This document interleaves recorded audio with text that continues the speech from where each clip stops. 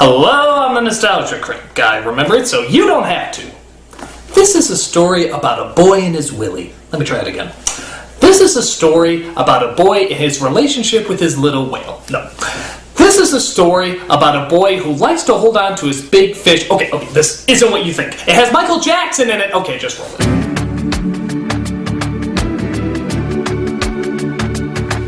Yeah, you remember this little classic, don't you? Two misunderstood souls share a special bond that neither one can explain, but neither one would give up for the world. Never heard that before, except for a boy and his raccoon, a boy and his dog, a boy and his hawk, and a boy and his multiple alien knockoffs. So this story was really nothing new at the time, yet it still turned out to be a big hit. Why? Well, let's look at this whale of a fail to find out. So it starts off with the action of whales jumping. Actually, I should say it tediously stretches out the action of whales jumping for 2.5 minutes. But then we come across our enemy. Man. They capture one of the whales in their nets and take him away as our opening credit is shown. Wow, what first-year Photoshop student put that title together? So we come across our boy-girl thing as we see him and his friends make a living by conning people out of money and stealing their daily food. Don't judge me! So the boy is named Jesse, and he lives in that special time in movies where runaways are cool, can survive on their own, and somehow have relatively clean hair despite the fact that they have nowhere to stay. Go! So while running away from the cops, they hide in the back room of an aquarium, where they spray paint the walls because that's what tough, blonde, curly-haired white boys do.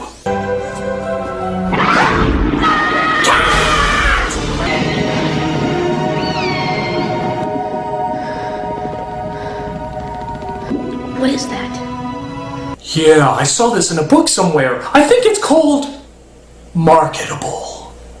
So almost instantly a connection is made between the boy and the whale. But Jesse is caught by the cops and brought down to the station. Aw, did you miss me, Dwight? Don't play. Don't come in here being a bonehead. We were lucky this time. I kept you a little behind out of court. Oh hey, a supportive black person looking out for a lost white person. God, I haven't seen that in a movie since every movie ever made, I think. You hear from my mom? You still want me to hear from your mom? I just want to know if she's okay. Nobody's heard from your mom in 6 years, Jesse. Your father, on the other hand, wrote you another letter from prison. He says... Tell you when you're older. So the kid is given a foster home with a perfectly nice couple, which of course, he hates. In fact, that's how I know Dwight. I did a story on Cooperton. Dwight's a jerk. So what exactly are you into, Jesse? I'm not into talking while I'm eating. Well, you wanna know what I'm into? Child abuse. Lots of it. You wanna see a sample of that, you little shit? Here's your room, Jesse. You've got the best view in the house. It's great to have you here, Jesse. Night. So as you can tell, this little boy is about as cliched as a movie runaway can get. The only thing missing is him playing a harmonica right on cue! So it turns out, as part of his probation, he has to go clean the graffiti that he left on the whale's tank. Here, he befriends a guy named Mr. Johnson, who can't seem to train Willy no matter how hard him and his staff try. Willy gets into moods. You gotta give him his space, you know what I mean? Don't bother him, he won't bother you, you understand? Sure. I hope you make no connection to that animal whatsoever. I don't want to see any of that kindred spirit stuff. He also sees one of the other trainers, played by Lori Petty. You're that graffiti kid, aren't you? I guess. You really messed up our observation area. Yeah, well, you messed up Tank Girl. We also see the park's owner, who's played by the villain from the next Karate Kid. And wouldn't you know it, he's playing the villain here too. I think it's because his eyebrows are permanently cemented to douche mode. It will cost at least $100,000 to expand that psychotic malcontent's playpen. Huh? Oh God, I hate that whale. Yet I love Gilmore Girls. Weird, huh? So, as you would guess, the boy playing his harmonica and Willy start to make a connection. They're both unsatisfied animals who have everything they need and yet constantly want to escape. What's not to connect with? He even sneaks into the park to play his harmonica at night because... Didn't you do that when you were a kid?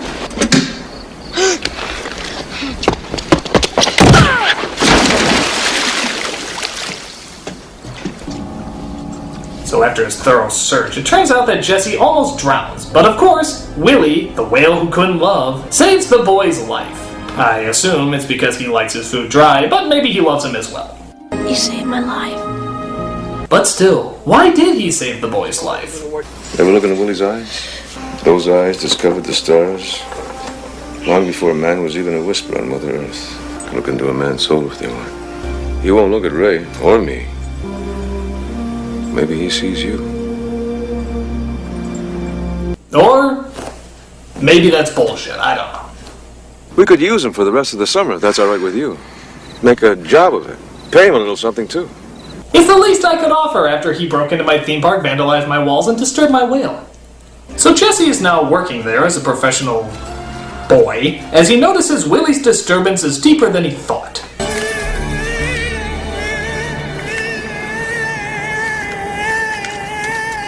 God, it sounds like Curly having a hernia. So it turns out the owners of the park aren't treating him very well. But that's because they don't have the misunderstood heart of gold that Jesse has. You're like rubbery. Still a beautiful animal, though. Yeah, real streetwise kid, like I said. Hey, I ain't playing, man. This is the real deal. Hey, you don't like it? Shove it out your pie hole. You're such a beautiful animal. So the kid starts training the whale without even knowing it, as Mr. Johnson and the other trainer think that maybe he should be the one to train him for a show. So she trains the kid to train the whale, as their bond gets even closer and closer. But something still seems to be missing from Willy's life. God, it sounds like Snark from Thundercats getting neutered. But it turns out something is missing from Jesse's life too, as he discusses it with his foster father. That's a picture of me and my mother. She died about 2 years ago. Yeah, well, my mom's coming to get me one of these days. You don't believe me, do you? I don't care what those people said. Those people don't know anything. So their little argument gets his foster parents in another little argument, which finally reminds Jesse to open up his welcome home gift. You're right. I know I'm right. I don't like it. We don't owe anybody anything. So after seeing the trouble he's caused, he realizes that maybe he can be kind. Maybe he can understand. Maybe he can be a little douche and throw a baseball through a window. Ugh, should have gotten a puppy. Are you okay? Yeah. I heard you guys fighting. It scared me. Yeah, I can totally relate. A spider!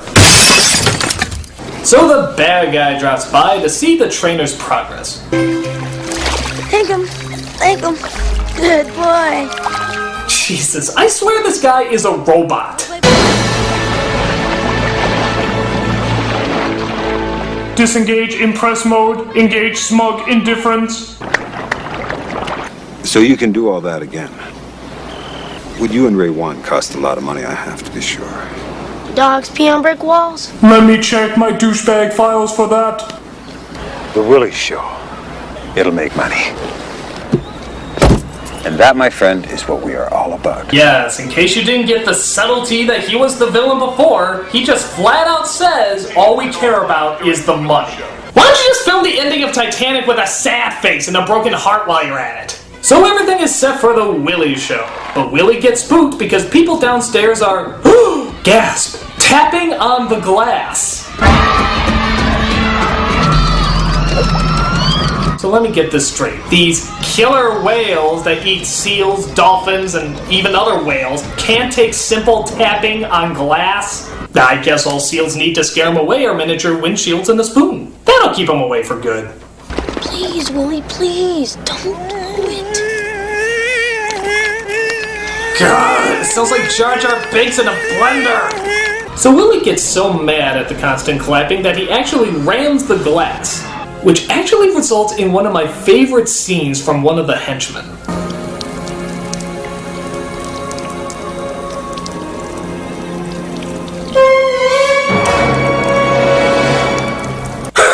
No one can eat popcorn so devilishly. Seriously, you can put that in like any heartwarming scene, it would just suck the love right out of it. I will never doubt again. There will never be a need.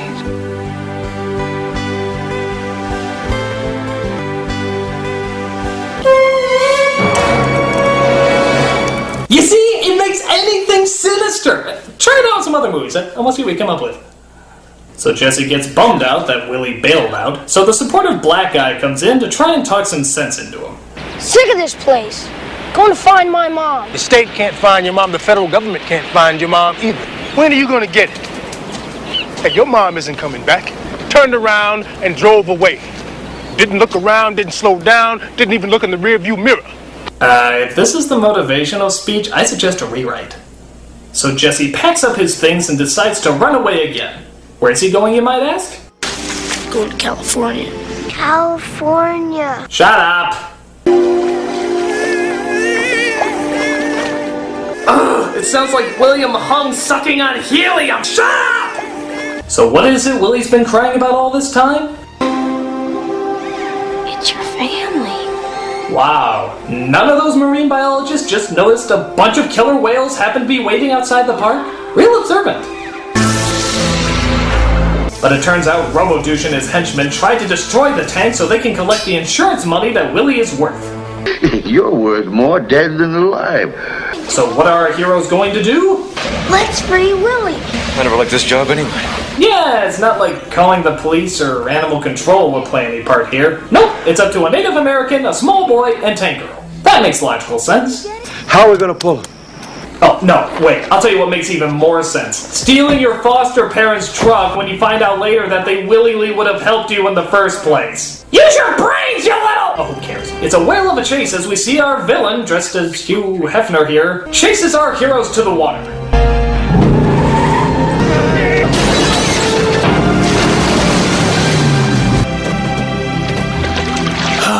Fuck adoption. Fuck adoption! But the bad guys have sealed off their only way out, laying their net so that Willy can get caught. Hurry, Willy, hurry! Don't forget me, okay? Don't forget you. So it looks like this is goodbye.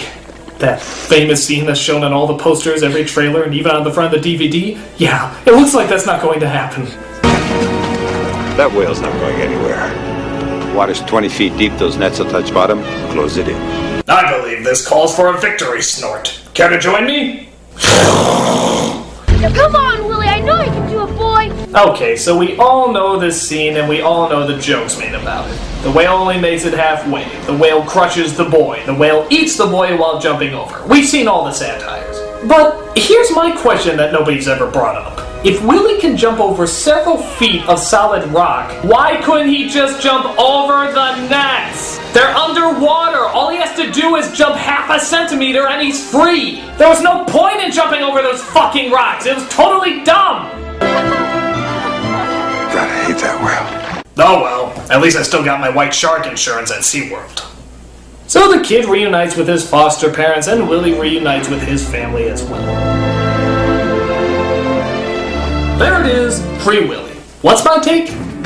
Well, I can't say it's a terrible movie, but it's not really that good. There's very few surprises in it because we've seen this story 100 times. We just haven't seen it with a whale yet. But aside from that, it hits every note that we've seen in every other movie about a kid and his pet. There's really nothing different to it. So, why was this movie such a big hit? Because Michael Jackson did the song for it. That's right, that's the only reason I think this movie made money. He was still like one of the biggest things in the world at the time, so if he said, hee hee, watch this whale, people are gonna watch that fucking whale. But like I said, it's not a terrible movie. I mean, it's not as bad as something like A Troll in Central Park. Nope, I know this works. Yeah, if I say the entire title, that means that I had to review it next week. Yeah, I know this joke. Yeah, I'm not doing it. There is no way that you're gonna get me to say A Troll in Central Park